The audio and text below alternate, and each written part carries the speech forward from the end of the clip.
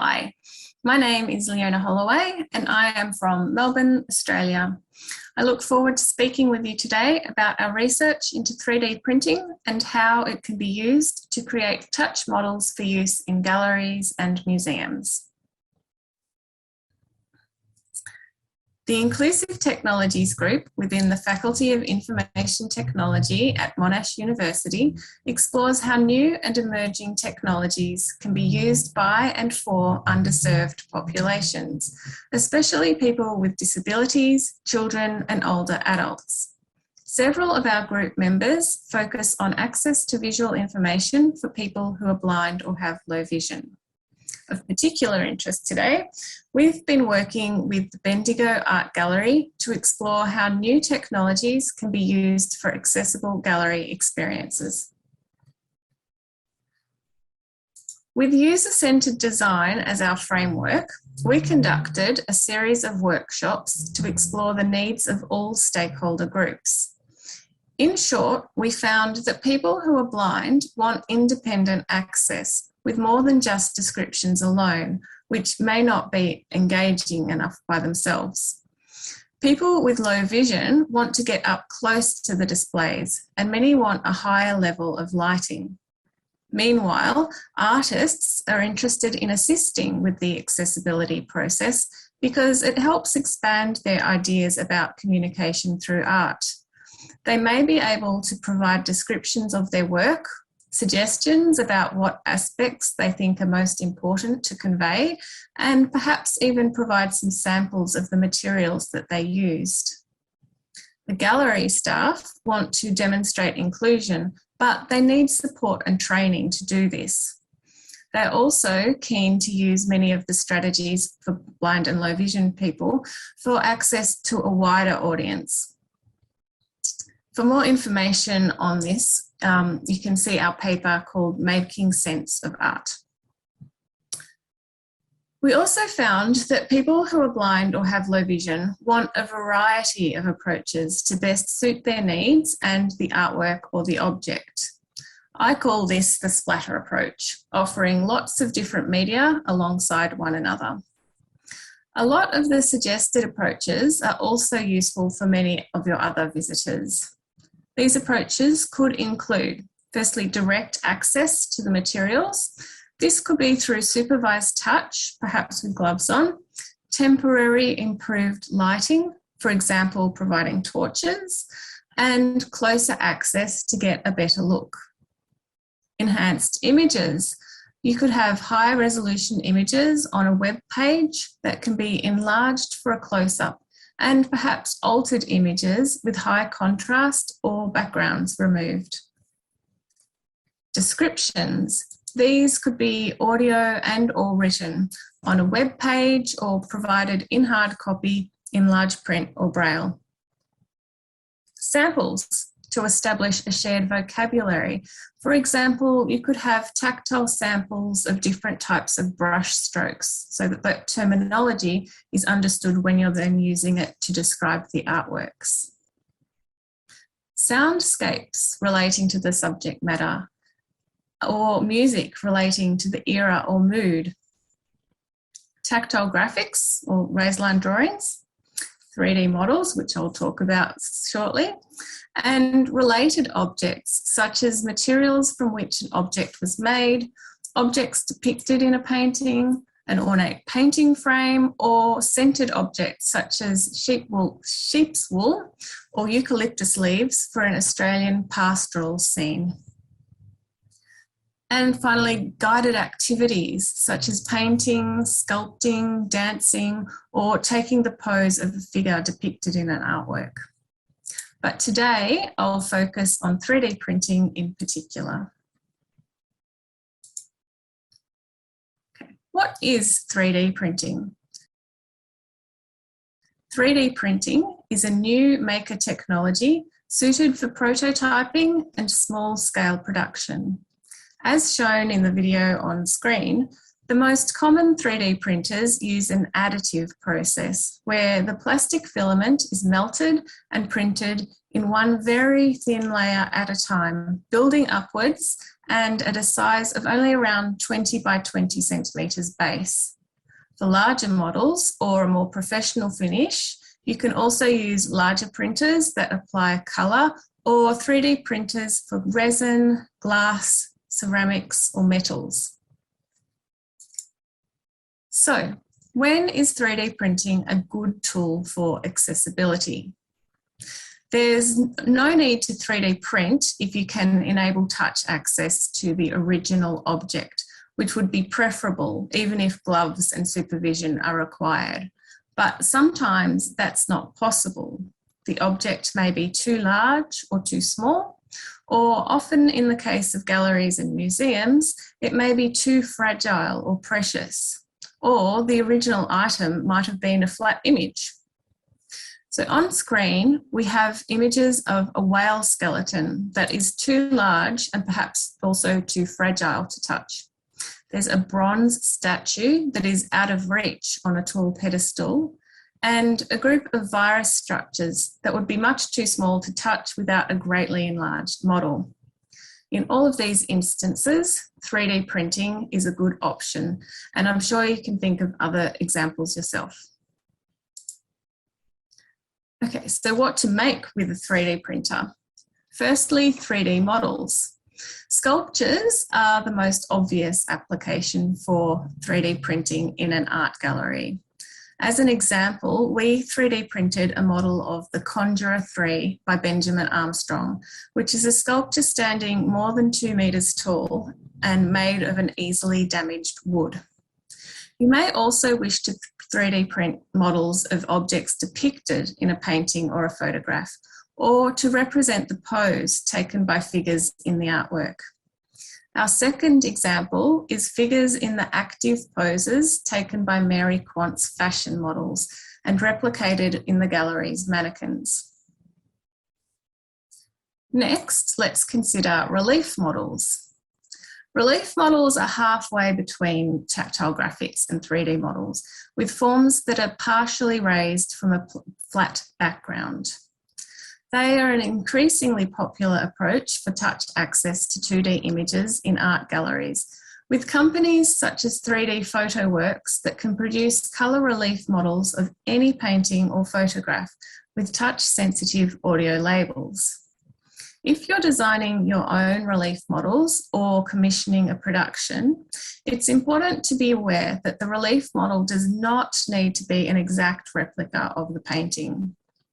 Using the same principles as for the design of tactile graphics, it's important to simplify the tactile information, retaining only the most important details so that they can be understood more easily. The closer objects in the painting should be raised higher in the relief model.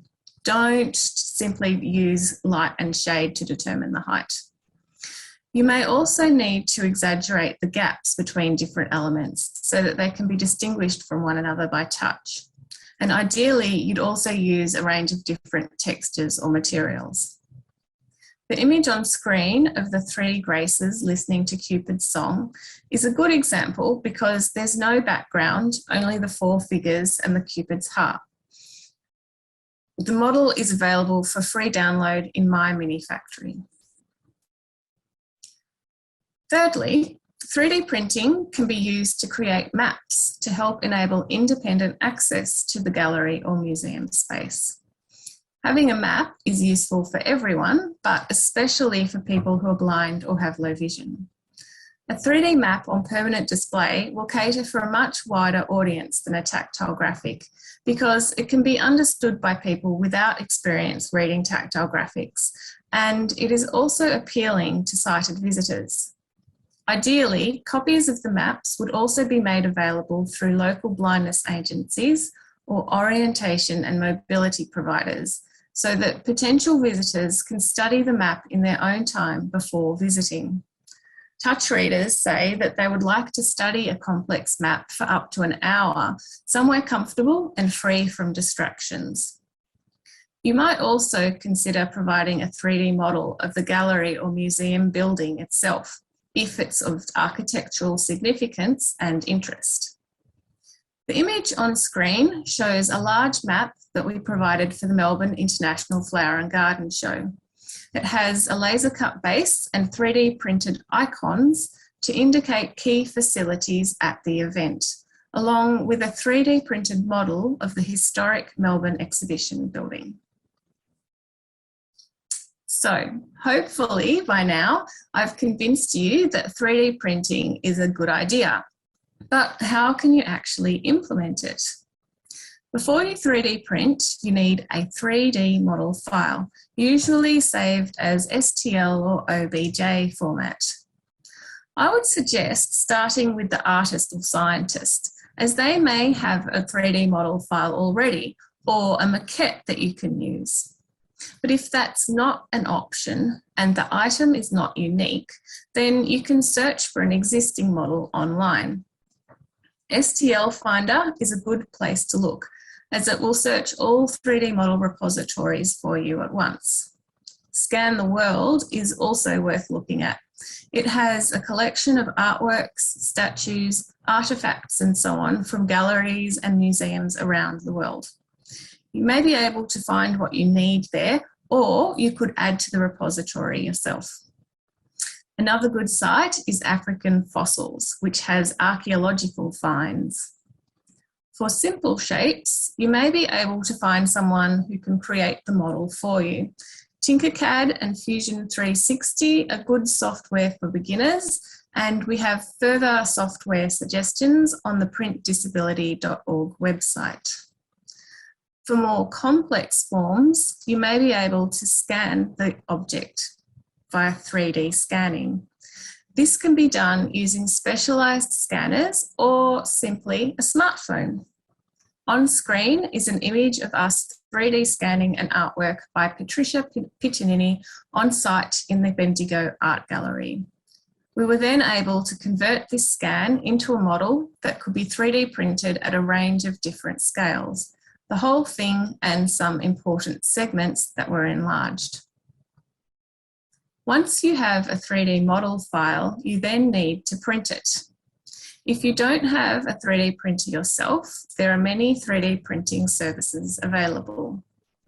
As examples, CraftCloud provides quotes from a global network of providers, and 3D Hubs is a high quality service based in Amsterdam with outsourcing to professional operations worldwide.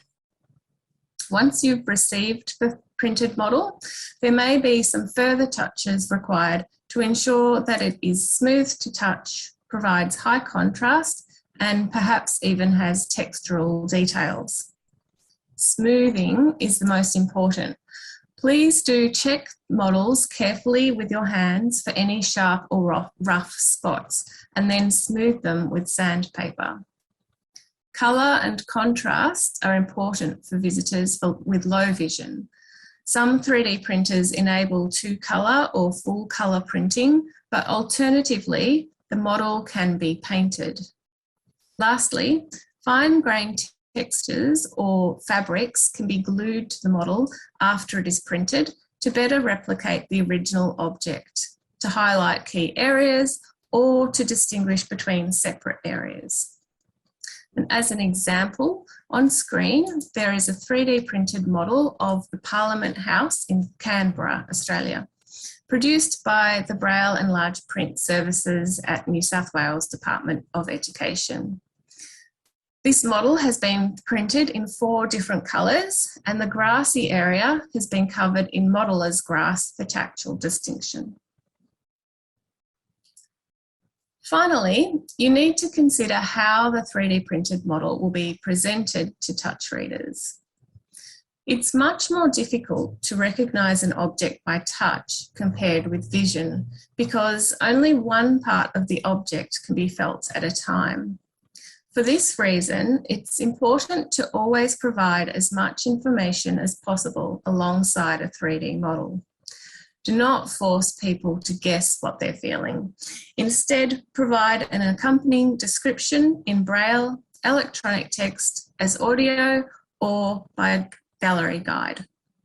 Unless it's mounted, People often turn 3D models around in their hands, so it's important to describe which way up it goes. Artists have also stressed the importance of describing the scale and the materials of the original artwork. You may also need to highlight any features that are hard to find, especially if they are under or inside other features. As an example, looking again at our 3D printed model of The Conjurer 3 by Benjamin Armstrong, we would first give the title and artist. This is one in a series of works playing with the idea of the mandrake as having magical properties. It takes the form of a root vegetable standing up on 4 slender tendrils. The top of the model is the wide end with the knob. Can you find the top? The original artwork stands at 2 metres, 15 centimetres tall, so that you could not touch the top. The original was made from a steel frame inside layers and layers of smooth wooden discs. Can you feel the layers on the model?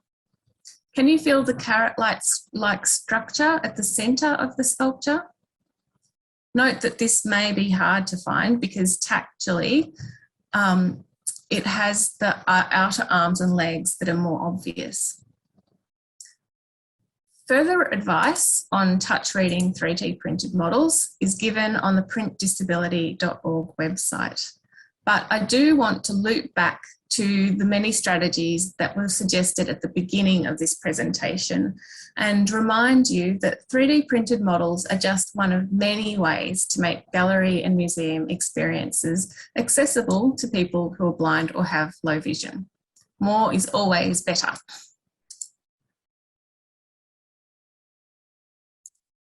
For further information on anything I've spoken about today, please don't hesitate to contact me at leona.holloway@monash.edu.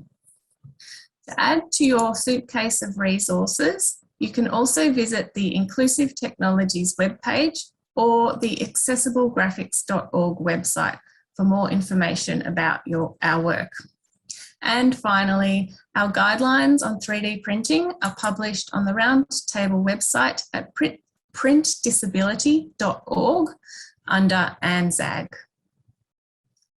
In closing, I would like to extend thanks to our funders and partners, the Australian Research Council, the Roundtable on Information Access for People with Print Disabilities Inc., Next Sense, the Department of Education Victoria, Guide Dogs Victoria, the Royal Society for the Blind, South Pacific Educators in Vision Impairment, Helen Macpherson Smith Trust, the Bendigo Art Gallery and Vision Australia. Thanks also to the many staff, visitors and touch readers who took part in our studies. And thank you to you for your attention. It is a pleasure to be part of the conference.